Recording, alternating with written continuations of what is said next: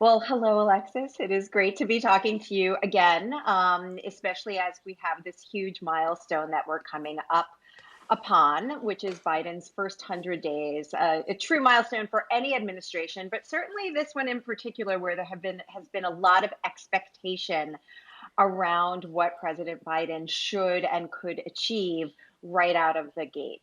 But before we get to that, I kind of wanted to take a step back and think back to January 20th when Biden was inaugurated and just ask you what you were feeling at that time. As you thought about this new administration coming in, were you feeling optimistic? Were you seeing an opportunity? Were you concerned? What was going on as you thought about, the chances of having some real impact on reproductive rights issues under the new administration?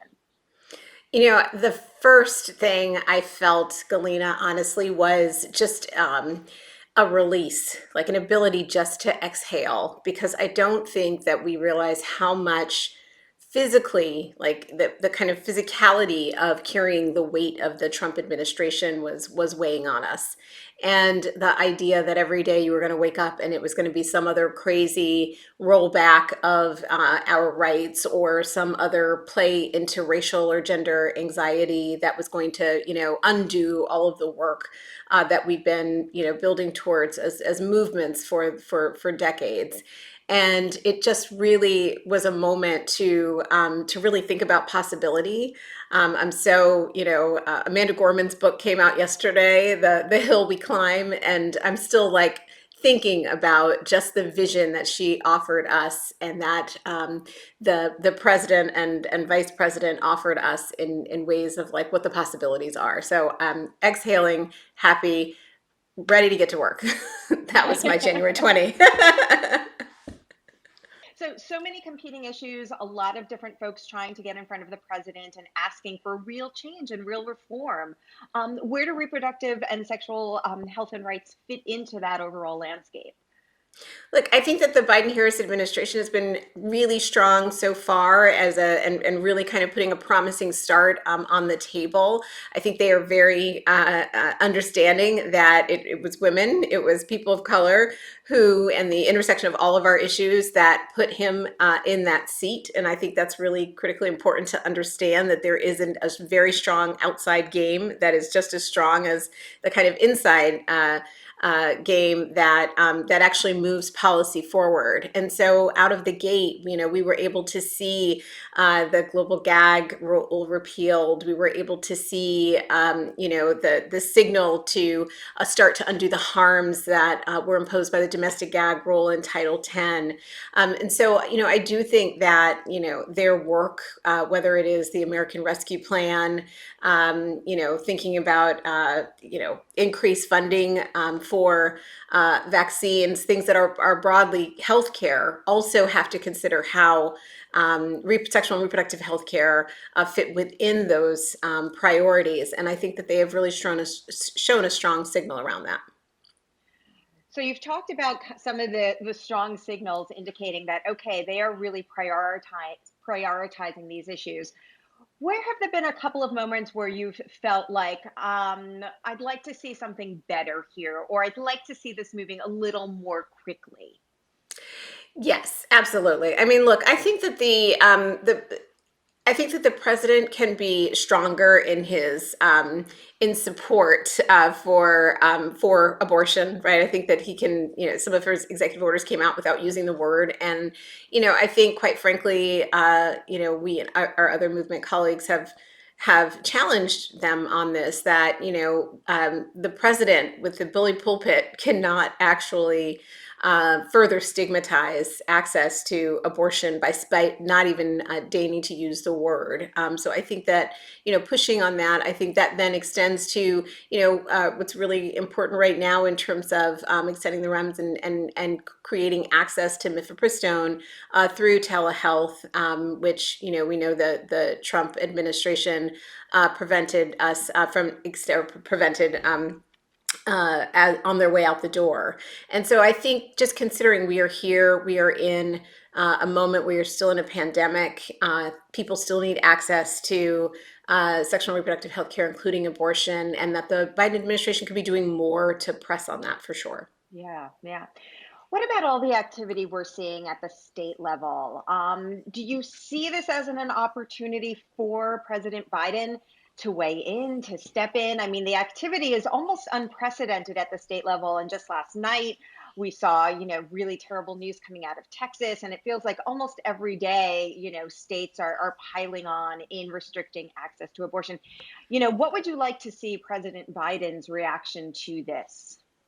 Yeah, absolutely. Well, we just released a report about these state restrictions, which are, to your point, absolutely horrific. We have seen the most hostile state legislative environment in 2021 than we've ever seen. Medication abortion bans have tripled. Proposed anti-abortion constitutional amendments have more than tripled. We've seen 12 abortion restrictions already enacted, and they are incredibly extreme, and it just like as a flavor of some of them, just to understand how extreme and diabolical some of these bans are. In South Carolina, they became the first state to pass a ban before most people know that they're pregnant, right, at 6 weeks. Tennessee, passing bans that require notification of the male parent without even a paternity test, right? I mean, just the ways in which criminalizing, shaming providers and patients. That is kind of what we were seeing in the landscape. And unfortunately, it is hard for the White House to actually make inroads on what's happening in the state environment. But we do know that they could be doing more work to expand access as some of these restrictions, before take place. They could be focusing on repealing the racist Hyde Amendment, right? That would immediately start to create access in many of these states that exist already. To expand access to our ability to use Medicaid for abortion. Again, they can end the restrictions that are unscientific and unnecessary medically on medication abortion. Those are the sorts of things that we would love to, again, see the president and the administration use his bully pulpit to drive a different conversation, and really create the space for state officials to stand up differently around this. Yeah. So you've outlined a lot of actions that the president can, in fact, take and that you hope that he will take.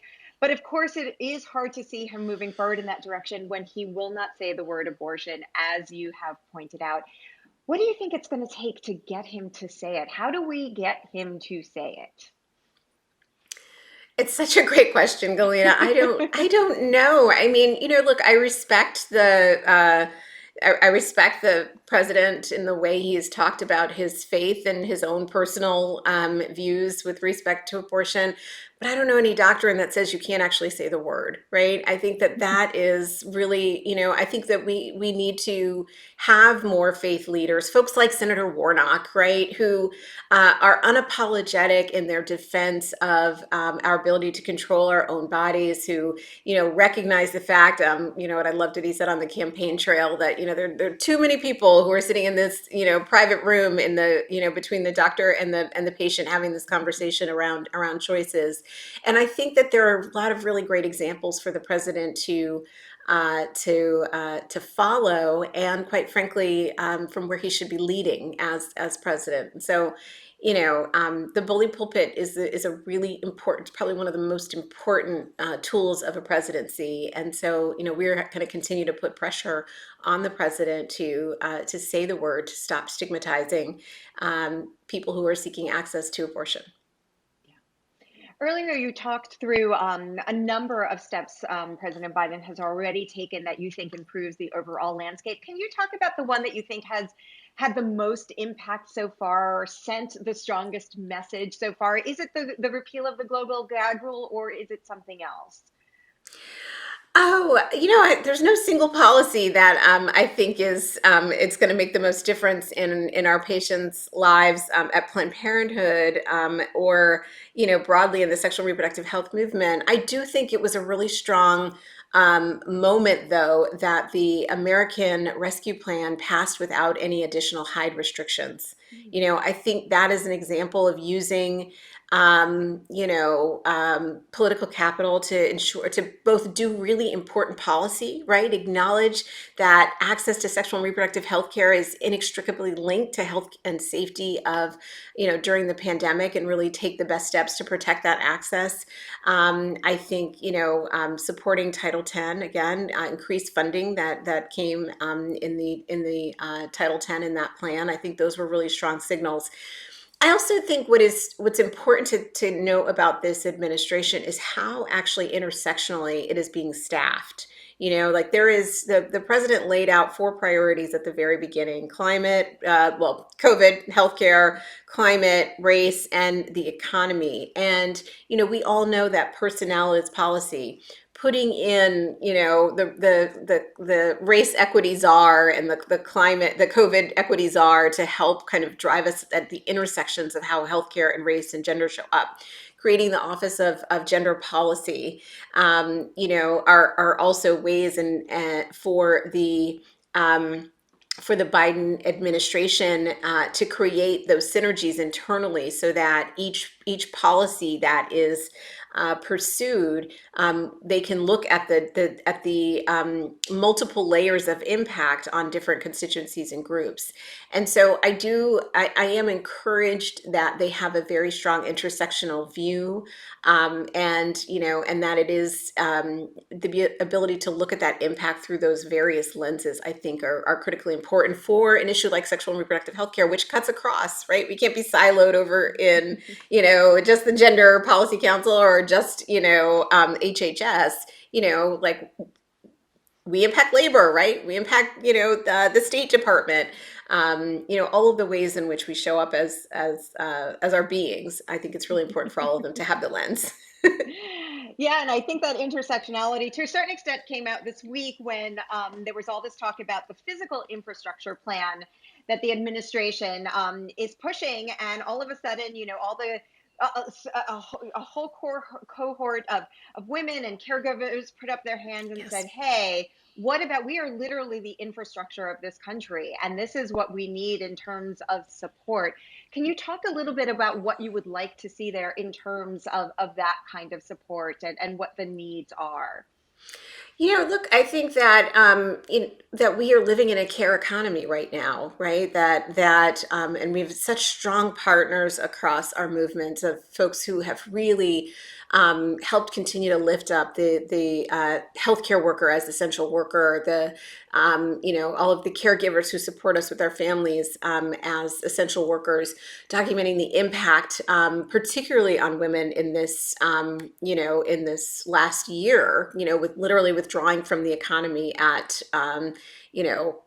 skyrocketing rates because of our, traditional roles in supporting and caring for families in ways that, and obviously that are tied to, and I'd say traditional because they've been tied to the wage systems and the structures that have valued or devalued our work and contribution.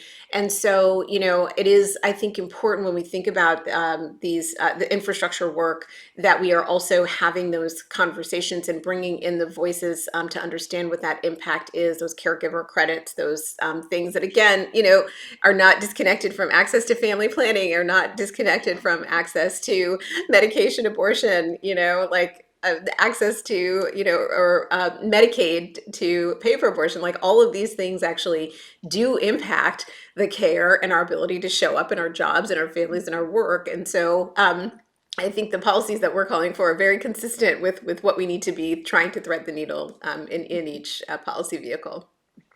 You've mentioned now medication abortion several times, and of course, that's because it really does seem like it could be a true game changer in revolutionizing, access for women, for folks for pregnant folks seeking Yeah. abortions. Can you talk about what you'd like to see the administration do when it comes to medication abortion? What are the policies we need to have in place around it to ensure access?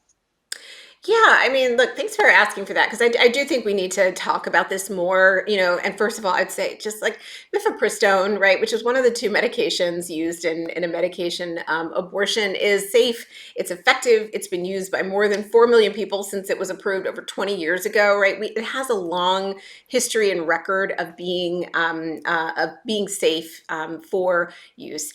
And, in January, the Supreme Court granted the Trump administration's request to reinstate essentially medically unnecessary barrier to medication abortion. And, I start off with the fact that it's been used by more than 4 million people since it was approved over 20 years ago because these restrictions are not based in science, right? And they're actually a threat to public safety during a pandemic. So, we are continuing to call on the Biden-Harris administration to suspend the in-person dispensing requirement because we believe that, we trust folks seeking access to abortion to be able to know again what their decision is and to be able to take medication abortion and without harm. And so I don't know. I think that is one of those things where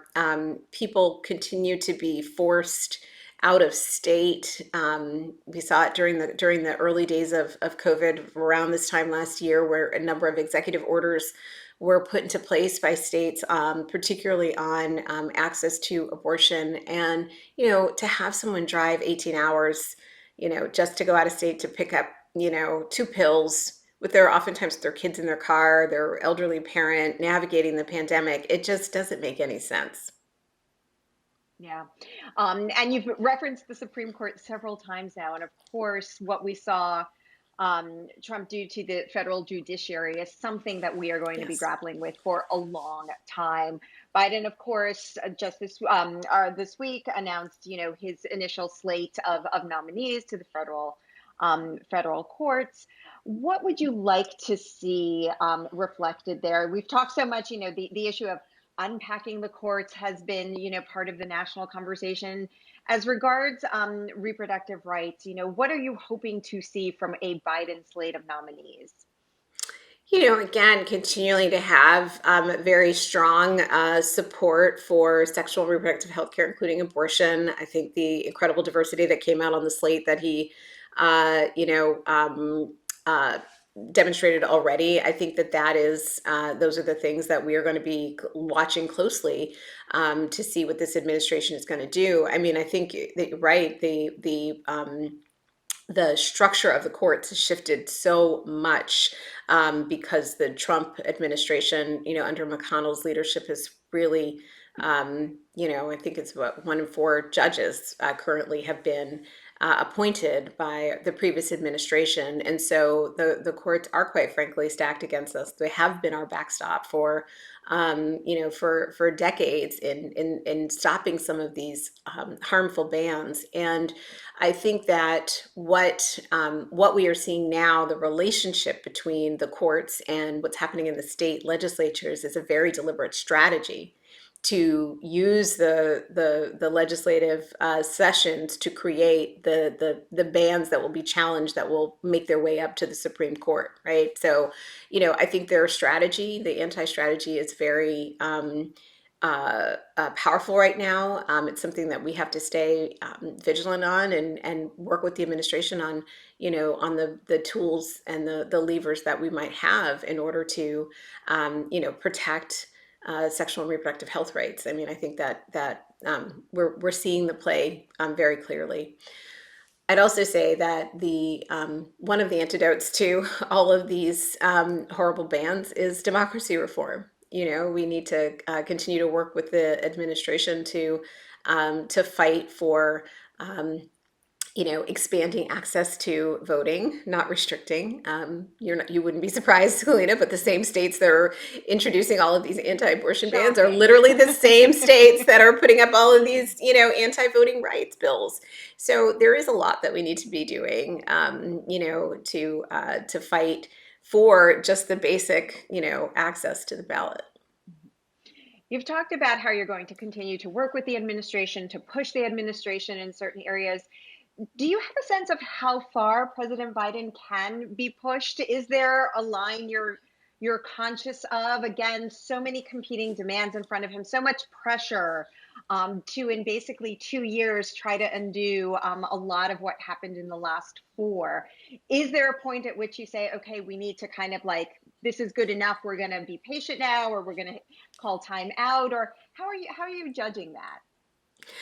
Oh, look, I think history tells us you have to, not let your foot off the pedal ever, right? I mean, I think what you said is right. He has 2 years, probably 18 months at this point to push a very powerful intersectional agenda. I think that he's signaled quite clearly that he intends to be, a New Deal kind of president, to really rebuild the faith in government and government policies to actually transform people's lives. And so, again, we see sexual and reproductive health care as part of all of government, or intersecting with many of our departments of government. And so I think it's really important for us to, remain strong and organized as an outside movement. We've worked with over 90 organizations as part of our blueprint, to put together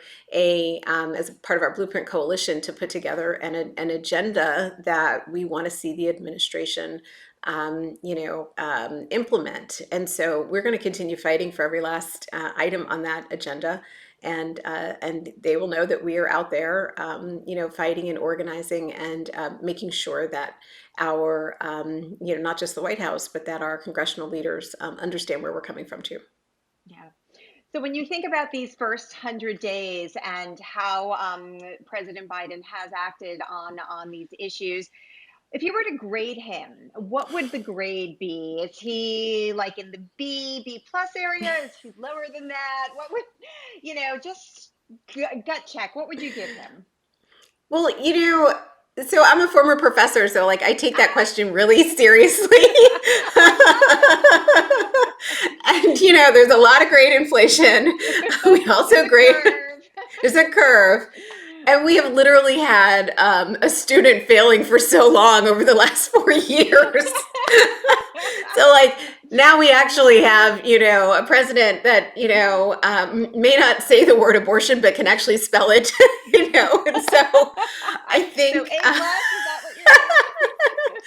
I'm saying that there's work to do, right? I think that what he's had is a very, very strong start, a very, very promising start. But we, continue to acknowledge that there is more work to do, and we're going to continue to fight for every bit of it, and we will continue to make sure that we are working with the administration. We're not just like throwing you out there and and letting you figure it out on yourself. We are working deeply to help the various agencies with identifying talent, personnel, to understanding pathways forward in terms of how providers can and connect back into networks like Title X. I think that we believe that there's a lot more room and a lot more work to go. And so whatever grade helps incentivize that, right? I think if you start off with an A plus, you think you've got it. So I think it is important to keep it in that B range, to make sure that they know that they have to step it up, so that their average will get there by the finals. Spoken like a former professor. So Exactly. if he's in the B range now, what does he need to do to get to an A by the end of the semester? I mean, look, I think continuing to put a clean budget out, or putting a clean budget out that doesn't have hide in it, I think would be a Mm. strong maybe extra credit. I think lifting these restrictions on mifepristone, I think also would be one of those things that help us, see his grade move up into that range, and continuing to, being unapologetic about talking about abortion as part of healthcare, which it is, and knowing that we are in a moment where healthcare is the thing that is looming for all of us, right? I mean, we are Yeah. still in a pandemic. People are still having sex. People are still experiencing, needs, and I do think that having the administration recognize that and understand that will make us feel seen. Talk to me a little bit about the importance of Hyde, which was one of the things that he could do for extra credit. For folks who, have been, who may not be familiar with it or who have just gotten so used to it just being the way the government operates. Talk to me about why this has taken on the push to remove it has taken on kind of a renewed vigor. Look, I think that the reason why it's taken on this kind of the urgency and the momentum is because last year, the intersection of the kind of healthcare crisis and the pandemic, which laid bare the racial disparities in our healthcare system, and the race reckoning, which we also saw laid bare in terms of the disparate treatment of communities. When you look through the lens of those two major moments last year, and then you put Hyde squarely in the center, you see that we are continuing to pass along racist, discriminatory policy, and that is unacceptable. And that, I do believe that, as we know, the majority of people who are impacted by Hyde are low income, are people of color, are, trans communities, gender non-conforming binary communities, folks who may have less access to health insurance. And when you cannot use your government sponsored health insurance to access healthcare like abortion, it is it is quite frankly un-American. It is just the essence of discrimination. It is anti-fairness. And that's the kind of work that, that's the kind of mantle that I would love to see the Biden administration really understand and articulate, so that, when you have states, that are, actively not trying to expand Medicaid, you have states that, are limiting access to health care, and you have an opportunity in your leadership to demonstrate that you disagree with this as a tool within the budget. I think that could be really profound, and I think people see it in that moment. Yeah, for sure. All right, last question. Projecting out a little bit further past the 100 days or even the next semester, when you think about the next 2 years, which is really the time frame that everyone is focusing on, where do you hope we will be on our issues? Where do you hope to see the administration push us on these issues?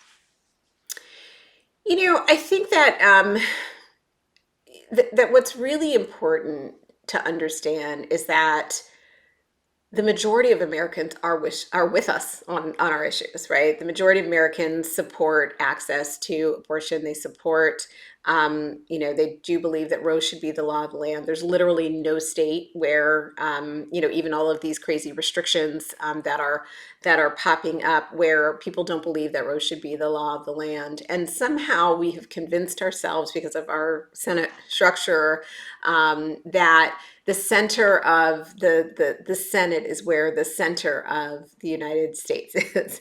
And and I think that, that in 2 years, to be able to make the kind of bold policy changes that are bold because they are pushing, our bodies of Congress forward, but are completely in line with where the majority of Americans forward, is where I feel like this administration needs to be leaning.